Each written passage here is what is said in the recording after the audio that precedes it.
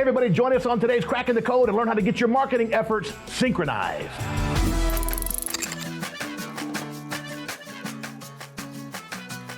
Okay, let's get started with today's show. This week we have the lovely and talented Mr. Drew Cameron talking about marketing synchronicity. Take it away, Drew.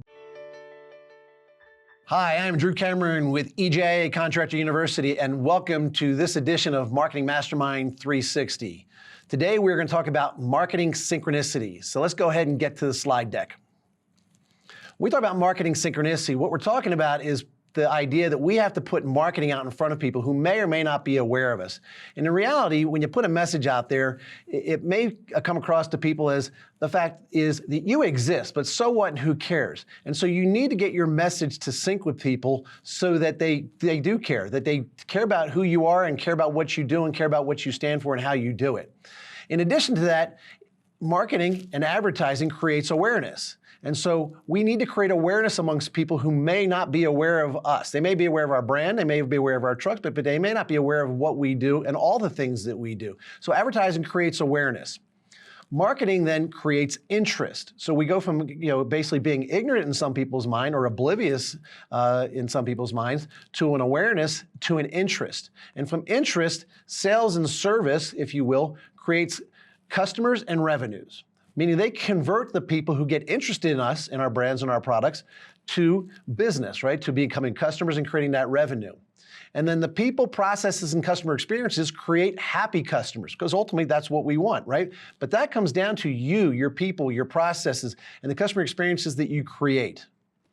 From there, customer care creates clients, reviews, referrals, and repeatable revenue streams. And ultimately, that's really what it is that we want. We don't want just transactions. We want to be transformational where we're getting business on an ongoing basis. And that's what customer care does. Customer service is what you do. Customer care is how you make people feel. And as Maya Angelou said at one point, people will forget what you said and people forget what you did, but they'll never forget how you made them feel. And so customer care is really where we have to focus on today to create those experiences that get people to return to us and actually rave about us.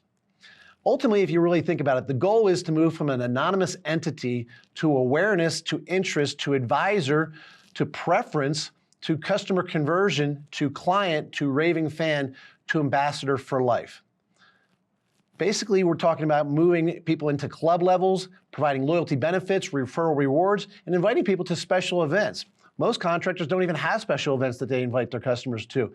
But people want to be part of a community nowadays, and they want to connect with the people that they do business with. And so I think we have to, as contractors, start to consider having special events where we invite people to open houses and product demonstrations and other informational things and other celebrations where we're celebrating the customers as well as our time in business. In addition to that, membership. People will pay for membership, they will pay for access, they will pay for benefits, scarcity, exclusivity, and that is what ultimately creates ambassadors. And what I'm talking about when I talk about an ambassador, it's a client who repeats us and uses us for business, but also will refer us, not only if asked, but will be out there on the mountain with the megaphone preaching about us, talking about us, unsolicited because they are such a raving fan. And that's ultimately what it is that we want. This is the foundation of what I call my trusted authority approach. And it's a process in which we as contractors have to climb the ladder. And I go into great detail in this in the sales execution workshop as well as the elevated consumer buying experience workshops. So I invite you to join me for those. But the trusted authority approach is basically a process in which the objective is getting mutually beneficial results and happiness. Meaning, I want the customer to be happy and get a good outcome, and I want the company to be happy and get a good outcome. And I want the people on the team to be happy and have good outcomes. And the way we do that is realize that we start out, in most cases, as an anonymous entity to most of the people who contact us for our products and services. And that transitions basically, or reveals itself, I should say, as ignorance, meaning they're ignorant to us, they're oblivious to us, they're not even aware of us. From there, we move to a known resource. Somehow they hear about us and they become aware of us. And that creates awareness. And that awareness then, if it's intriguing enough to people, gets them to think about utilizing us and possibly contacting us, meaning we're worthy of consideration because they are intrigued by us. And if you think about that, that's the breaking point. right? That's where we transition from what happens before we get phone calls and web forms being filled out to where it transitions and they have actually invited us out. And they've invited us out because they consider us, based on what they've heard about us or what they've read about us, to be what is known as a trusted authority. And they have interest in possibly hearing what it is that we have to say. That interest, if trusted enough, turns you into a trusted advisor. And that's really what it is that you want to be. The problem is if you don't think you're, or know that you're not a trusted advisor going in the door, and you assume that you are, you could violate the position of trust with the customer. But once you establish yourself as a technician, as an installer, or as a salesperson in the home as a trusted advisor, then they will listen to what you have to say. They have a desire to hear what you have to say. Meaning, on occasion, they may invite 3 to 5 or 6 people out to their house to give them quotes. But not everybody qualifies. See, everybody qualified as a worthy consideration. Everybody qualified as a trusted authority, but some people didn't migrate past that. And so some of the 6 get discounted and don't get listened to. They throw them out and they say, I'm not even going to call them back. I'm not even going to talk to them. And sometimes the contractor doesn't even show up and follow up, and therefore they're discounted and no longer considered. But when you move to the trusted advisor, you're one of maybe 1 or 2 people that they will listen to hear what you have to say, to take into consideration what it is that they should do. And then whoever is the most trusted advisor earns the business and becomes the trusted provider. The trusted provider is basically someone who has made a connection with a customer and they decide to take action because they've been moved emotionally to do something about their life story. Something resonated with you and your company, your products and services, that connected with them and their story. And they said, listen, I want to do business with these people regardless of price because I trust them. And at the very end of the day, doing business with somebody is a very human connection, based on a very human connection. And it's all based on trust and respect. They don't even have to like you, but they do have to trust and respect you.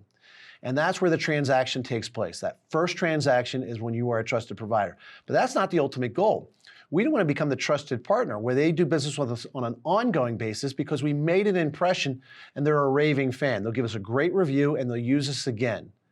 Meaning, maybe they become obviously under warranty or they're under a service agreement with us. And so that's a trusted partner. But that's not the ultimate goal. The ultimate goal is the top of the mountain where this person isn't just raving about you when asked. They are a trusted emissary or ambassador. They're an evangelist. It's no longer about us, it's about them at the highest level, and they're talking about us. And not only are they raving about us, they're promoting us. And when you look at this framework, what you realize is below the line is where marketing and advertising takes place, and above the line is where operations, sales and service is taking place. And so we want to focus on this bottom portion when we're talking about syncing up or marketing synchronicity and syncing up our message to make sure that we get the phone call, we get the web form so that we get in the door. And that's what we're talking about with marketing synchronicity. So in addition to that, you must also connect several elements for your marketing to be effective. You have to consider your zone adjustment. When you attend the marketing mastermind, you hear me talk about you have to adjust for the zone, meaning the area of the country that you're in based on the weather patterns for your area of the country. That's going to determine the timing and the message that you're going to be putting out there. And so it determines the timing of the message as far as the seasonal strategy. It takes into consideration weather and events that might be happening. Time of year, seasons, holidays, and so forth. Departmental strategy, so you have many departments within your company. You may have service, maintenance, and install, but some of you may have indoor air quality, electrical, plumbing, solar, and so on. You have to think about who is your target market, meaning the audience. Who are you going after? Who do you want this message to resonate with? You can't basically say it's everybody within a certain radius of your business because that's not true. Everybody within 30 miles of your business is not your target market. You have to pick the geodemography of these people and make sure that your message resonates with that certain geodemography. The media, what media types are you going to use? Whether it be radio, television, over-the-top streaming, direct mail, billboard, web, digital assets, and so forth. You got to take into consideration where is the message going to show up and how is it going to show up and when is it going to show up. What is the message? That includes your offer and the call to action. And you got to make sure that that's compelling. It can't be about you and your company. It has to be about the people, meaning your customers, and their problems, and the life impacts that your products and services make, that they desire, the experiences that they desire, the new life that they desire. Because that's what they want. They want to be transported from where they are today to some new existence, right? Life has been what it is for all these years up until this moment. I called somebody because I want a new life. And you have to make sure that your messaging talks to me about me and my life, not about you and your company and your products and services. Okay? That comes at a later time. Guerrilla marketing, okay? This is where we take into consideration no-cost to low-cost strategies. And they're not outside-the-box ideas. These are just no-box ideas, meaning I want you to have a blue sky, a white piece of paper, right? I don't want any constraints of any existing thinking. I want you to kind of think about what's possible. What's the most extraordinary things that you can do? If time, money, and industry thinking weren't limitations, what could you do? What would you do? I also want you to think about having some contingency plans. Sometimes the weather doesn't cooperate. Sometimes the economy doesn't cooperate. Sometimes the marketing piece that you put out into the marketing, does not cooperate and get you the results that you want. So you have to have some contingency plans in place so that you can act fast if you need to. You need to be able to pivot on a dime. You can't, wait and say, oh, that letter didn't work, and now all of a sudden we're going to have a bad month and a half, and we're going to be sending people home. We're not going to have enough work for the team, and that's never a good business strategy. We obviously take into consideration the investment, okay? The investment and what it's going to pay back. You've got to think about this in terms of your budget, yes, but could you make an investment that you hadn't planned for in your budget and create enough extra business that that investment gets paid for by that new influx of business that you created? So consider the investment, and then you also have to track. You got to track your marketing. It's one of those things that if you ask people how they heard about you or why they called you, they'll give you a bunch of different answers in many cases. A lot of them will tell you that they got your name off the internet or off a billboard or off of a truck or something like that. And that may be where they got the information to call you today, but what's the real reason that they got a hold of you? And when you think about it, yes, I want you to put codes and tracking phone numbers into your ads so that you can track them to the best of your ability. But what you're going to have to come to realize is that you're never really going to understand what marketing vehicles pay for themselves truly, because everything works together to create a message and an image and a brand expectation and a brand promise in the customer's mind. Okay, one thing ultimately pushed them over the edge, but it's the combination and the culmination of everything together that ultimately led to them reaching out and contacting you. The thing you also have to take into consideration when you think about marketing is making sure that your marketing syncs up with your call taking, and then of course syncs up with sales, which is your customer service representatives going out there, meaning your technicians as well as your salespeople. And understand that when we talk about marketing, and it's not just marketing, it's how we learn and how we remember things. We tend to learn and remember 10% of what we read. This is also great for training technicians and salespeople, by the way, as well as anybody for that matter, including students, your own children. We remember 10%, roughly about 10% of what it is that we read, about 20% of what we hear, 30% of what we see, 50% of what we see and hear, 70% of what we discuss, 80% of what we experience, and 95% of what we teach each other, right? And so the way we get better is together. And so you just shouldn't give people something to read or something to listen to or something to watch when it comes to training, nor should you do that in essence, if you really think about it. You're training the market to be intrigued and interested and take action on contacting you about your products and services. And so that educational framework, if you will, that escalates from 10% to 95% is what it is that we want to do. And hence, like I said, having open houses where you invite the public to come out and interact with you. You go out, get out into the community and meet with people, right? Because again, we're going to resonate and our message is going to resonate with people. And so lastly, when we talk about marketing synchronicity, is marketing budget KPIs. Now, in the Marketing Mastermind 360 platform, educational content that I've already provided, there is a video on marketing profiles, if you will. And that's where I discuss how you can budget and your personality, if you will, how you can budget your marketing based on your marketing persona, whether you be conservative, moderate, or aggressive based on your growth and what you want to accomplish. Now, Gary goes into great detail with spreadsheets and whatnot when he does the marketing boot camp as well as the Success Week boot camps. And so I highly suggest that you attend those or watch that video content online in the library.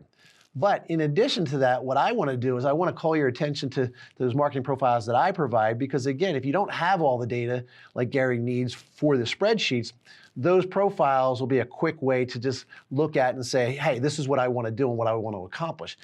The one piece that was missing in there, though, was the piece that's based on the fact that marketing is what supplements operations, meaning marketing and advertising supplements operations, because our existing operations create opportunity. And that opportunity is what we're going to take advantage of to hit our budgetary numbers.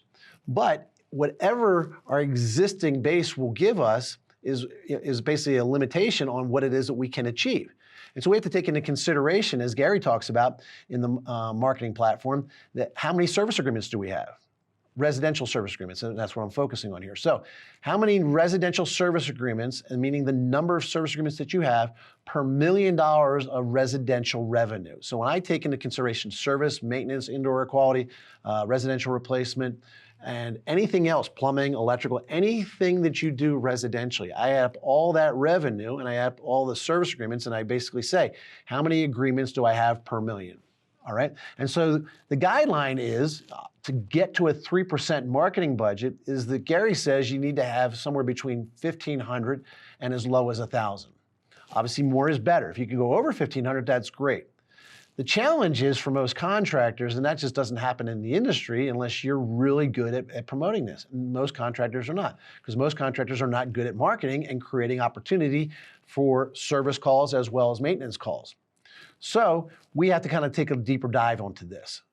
So what I have found over time through my travels and working with contractors, if the contractor has anywhere between 1,000 and 750 service agreements per $1 million worth of revenue, they're probably going to have to spend more like 5 to 7%, or at least budget more like 5 to 7% of revenues towards marketing. And again, when you're budgeting for what it is that you want to be. If I did 3 million last year and I want to do 5 million this year, this percentage is based on the business that I want to do, not the business that I did do a year ago.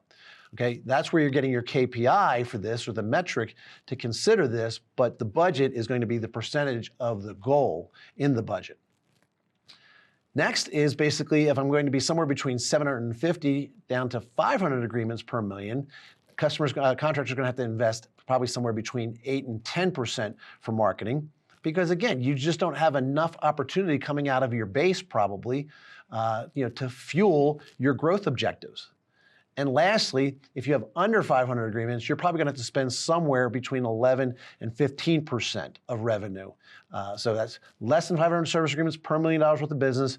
That's going to be a big spend, 11 to 15%. But the cool thing about this is, and again, if you attend a Success Week boot camp with Gary and myself, we're going to teach you how to build this in to your budget so the customer pays for it all. You don't have to pay for any of it. And so with that being said, we got to make sure that our marketing is in sync, hence marketing synchronicity. As a member, you are the mission. If you have any questions about any of this or any other aspect of your marketing, make sure you tune in on a monthly basis to the Marketing Mastermind 360, or feel free to reach out and contact me free of charge. Happy to have the conversation. As a member, you are the mission, and I'm happy to serve. Until next time. Well, thank you, Mr. Drew Cameron. We appreciate that amazing advice as always. Now listen, be sure and share this on Facebook. And if you're not a member, I want you to click the link and sign up for a free trial. It's a 30-day free trial. You get access to all of our content. And I guarantee you, if you follow the advice, if you take the courses, you will take your company to new places, new amounts of success. Well, that's our show for this week, guys. We'll see you next time. Until then, bye-bye for now.